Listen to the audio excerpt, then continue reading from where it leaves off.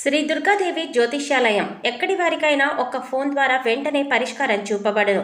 ప్రేమ, పెళ్లి, సంతానం, చదువు, ఉద్యోగం, ధనం, వ్యాపారం, కుటుంబ సమస్యలు, భార్యాభర్తల గొడవలు, ధనం నిలకడలేకపోవడం, ఆస్తి తగాదాలు, అప్పుల బాధలు, స్త్రీ పురుష వశీకరణ చేయబడును. గృహం, స్థలం, వాస్తు చెప్పబడును. ఎటువంటి సమస్యకైనా 100% పరిష్కారం చూపబడును. Cell number 9010707470.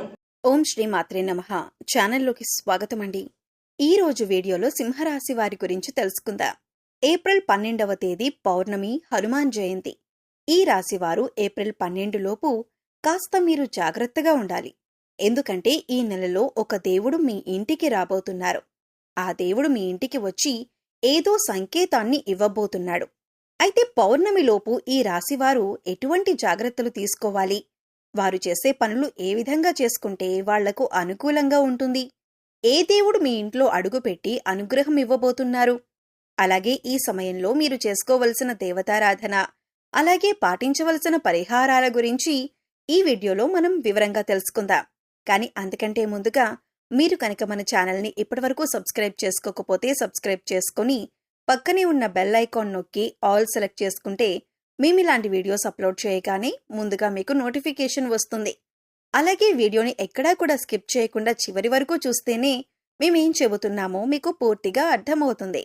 ఇక వివరాల్లోకి వెళ్ళిపోతే, ఈ రాశికి సంబంధించినంత వరకు వాళ్ల వ్యక్తిత్వం ఏదైతే ఉంటుందో చాలా సున్నితంగా ఉంటుంది.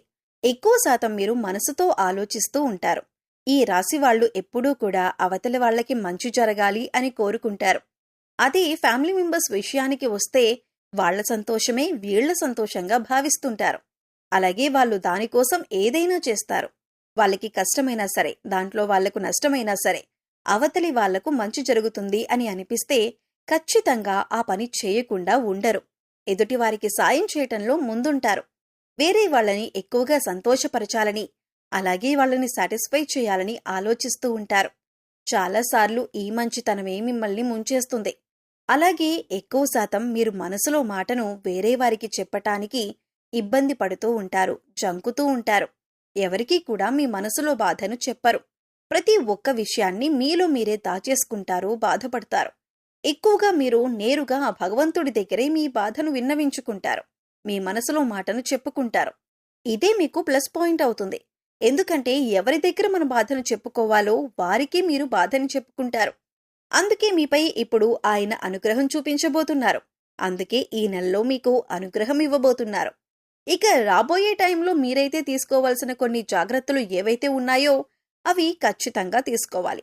ఎటువంటి జాగ్రత్తలు తీసుకోకపోతే స్వయాన మీ చేతులతో మీరే మీ కాలు మీద కత్తి వేసుకున్నట్లు అవుతుంది. అంటే మీరు చేస్తున్న పనులను మీరే చెడగొట్టుకున్నవారవుతారన్నమాట. ఇక దీంతో పాటు పౌర్ణమిలోపు చాలా మంచి శుభవార్త అనేది రాబోతుంది. ఆ వార్తను మీరు కలలో కూడా ఊహించరు. అంత మంచి సంతోషాన్ని కలిగించే న్యూస్ అయితే రాబోతుంది. కానీ మంచి ఎక్కడైతే ఉంటుందో చెడు కూడా అక్కడే ఉంటుంది కదా. కాబట్టి శుభవార్తతో పాటు ఒక చిన్న ప్రమాదం కూడా ఉంటుంది.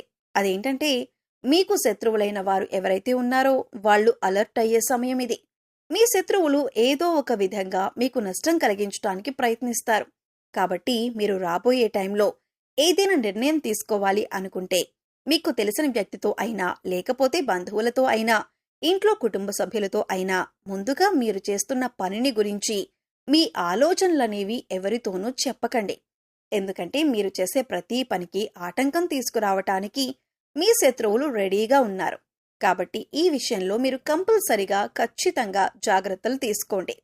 ఇక రాబోయే టైంలో ఏదైనా కొత్త బిజినెస్ స్టార్ట్ చేయాలి అనుకుంటే దానిని ఆపేయండి. ఆ ఆలోచనలు పూర్తిగా మీరు కొంతకాలం ఆపేయండి.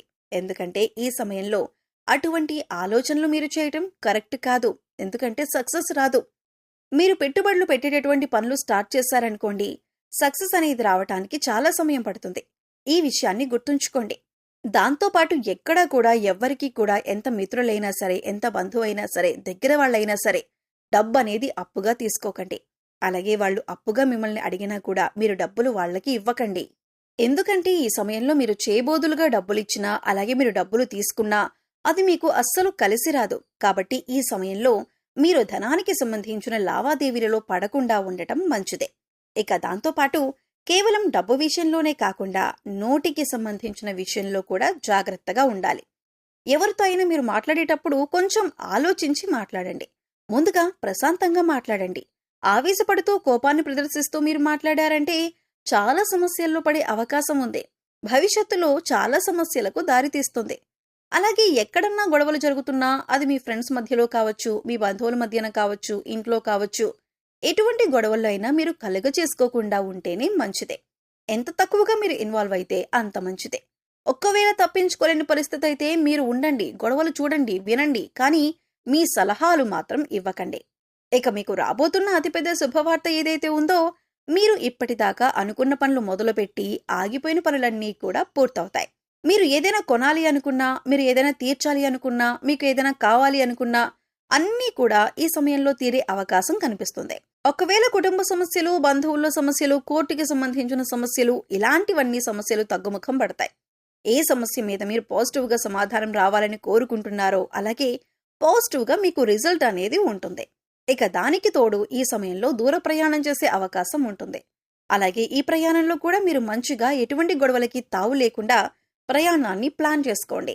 ఎక్కువ శాతం మీ మైండ్ని ప్రశాంతంగా ఉంచుకోండి. మీ కులదైవం కావచ్చు, మీకు ఇష్టమైన దైవం కావచ్చు, ఎవరో ఒకరి మంత్రాన్ని స్మరిస్తూ ఉండండి. ఈ నెలంతా కూడా మీకు వీలైతే తప్పకుండా ప్రతినిత్యం దేవాలయానికి వెళ్ళండి. మీ పేరు ఏదైతే ఉందో ఆ పేరు సంబంధించిన దైవాన్ని దేవాలయానికి వెళ్లి దైవ దర్శనం చేసుకోండి. లేదు కుదరలేదు అన్న పక్షంలో కనీసం ఆ దైవం పేరునైనా స్మరిస్తూ ఉండండి. మీకంతా మంచి జరుగుతుంది.